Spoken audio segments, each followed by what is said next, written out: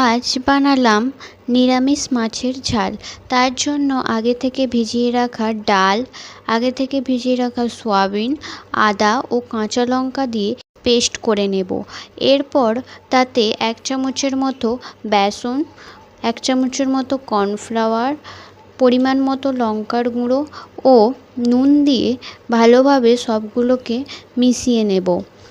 এরপর ডাল বাটাটা মাছের মতো শেপ করে নিয়ে গরম তেলে ভেজে লাল লাল করে নিয়ে তুলে নেব। তারপর সেই তেলেতেই কালো জিরে, কাঁচা লঙ্কা, টমেটো কুচি ও সব রকমের মশলা দিয়ে ভেজে নেব। এরপর তাতে জল দিয়ে কিছুক্ষণ ফুটিয়ে নেব। ফুটে গেলে তাতে ভেজে রাখা মাছগুলো দিয়ে আরও কিছুক্ষণ ফুটিয়ে নেব। গরম মশলা দিয়ে নামিয়ে দিলেই রেডি হয়ে যাবে নিরামিষ মাছের ঝাল। কেমন লাগলো অবশ্যই কমেন্ট করে জানিও।